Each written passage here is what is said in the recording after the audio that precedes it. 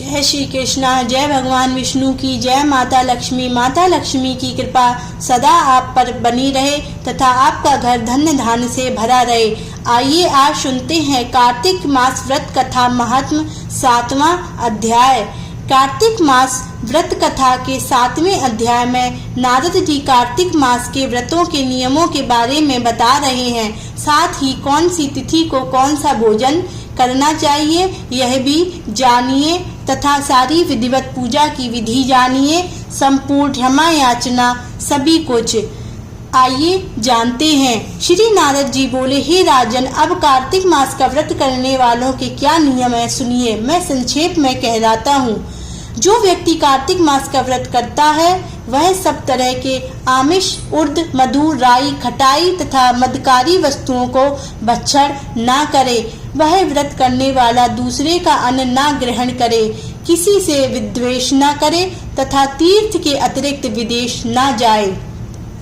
देवता आदि तथा और वेद, ब्राह्मण, गुरु, गौ, व्रती, नारी, राजा तथा गुरुजनों की निंदा ना करे। कार्तिक मास का व्रत करने वाला दाल, तिल, तेल, पकवान, किया हुआ पका भोजन ना ग्रहण करे।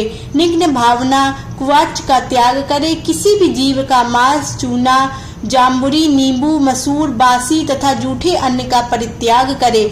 बकरी, गाय तथा भैंस के दूध के अतिरिक्त किसी अन्य पशु का दूध आमिष समझे। ब्राह्मण द्वारा क्रय किए गए सभी रस, गुड़ आदि सांबर अपने ही लिए पकवान आमिष कहा जाता है। कार्तिक मास का व्रत सदा ब्रह्मचर्य से रहे। पृथ्वी पर शयन करें और दिन के चौथे पहर को केवल एक बार पत्तल पर खावें। कार्तिक का व्रती नरक चतुर्दशी को तेल लगावे। इसके अतिरिक्त दूसरी तिथियों में तेल लगाकर स्नान त्याज्य है। कार्तिक व्रती मनुष्य सिंघाड़ा, कोहड़ा, प्याज, भंटा, गाजर, मूली इन सब वस्तुओं को ग्रहण ना करे।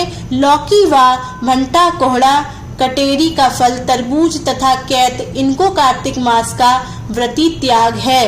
व्रती मासिक धर्म के समय स्त्री से चांडाल, पापी, ब्राह्मण द्रोही और नास्तिकों से संभाषण ना करे। उपर्युक्त मनुष्यों, कुत्तों तथा कौओं द्वारा दृष्ट पका भोजन, सूतक के समय का पका भोजन, 2 बार पकाया हुआ जला अन्न ना खावे। अपनी शक्ति के अनुसार कृच्छ, चंद्रयानी व्रत श्री विष्णु भगवान की प्रसन्नता हेतु करें और पूर्व वर्णित नियमों का पालन करें। कार्तिक व्रत करने वाला प्राणी प्रतिपदा को कुम्हड़ा, द्वितीय को कटहल, तृतीया को तरुणी स्त्री, चतुर्थी को मूली, पंचमी को बेल, षष्ठी को तरबूज, सप्तमी को आंवला तथा अष्टमी को नारियल और दसवीं को लौकी, एकादशी को परवल, द्वादशी को बेर, त्रयोदशी को भंटा, चतुर्दशी को गाजर तथा पूर्णिमा को शाक ये वस्तुएं तथोकत तिथियों में ना खाएं और रविवार को आंवला का भक्षण ना करें। व्रती इन शाकों में से या और वर्जित शाकों में से कोई शाक खाना चाहता है तो ब्राह्मण को देकर खावे। यही विधान माघ मास के व्रत के लिए भी है। देवोत्थानी एकादशी में पूर्वोक्त विधानुसार नृत्य, जागरण, गायन, वादन आदि करें। इस प्रकार विधिवत व्रत करने वाले व्रती को देखकर यम के दूत जैसे सिंह की गर्जना से हाथी भाग जाते हैं उसी तरह वहां से भाग जाते हैं। कार्तिक व्रत सब व्रतों में श्रेष्ठ है।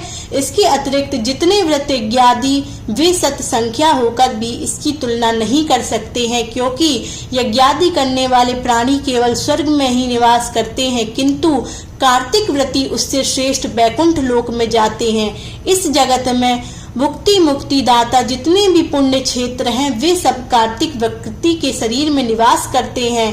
खराब सपने, मनसा, वाचा और कर्मणा किसी प्रकार का भी पाप हो वह सब कार्तिक व्रत करने वाले प्राणी को देखते ही नष्ट हो जाते हैं। जिस प्रकार राजा की रक्षा उनके सेवक अंगरक्षक लोग करते हैं उसी भांति कार्तिक व्रत करने वाले की रक्षा विष्णु भगवान की आज्ञा से इंद्रादि देवता करते हैं। विष्णु भगवान का व्रत करने वाला मनुष्य जहाँ कहीं भी वर्तमान रहता है वह पूजित होता है। वहाँ पर ग्रह, भूत और पिशाच आदि कोई भी नहीं रहने पाते हैं।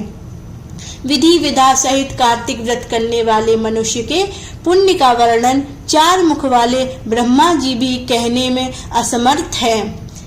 यह विष्णु कार्तिक व्रत संपूर्ण पापों का नाश करने वाला, पुत्र पौत्र धन तथा धान्य को उन्नत करने वाला है।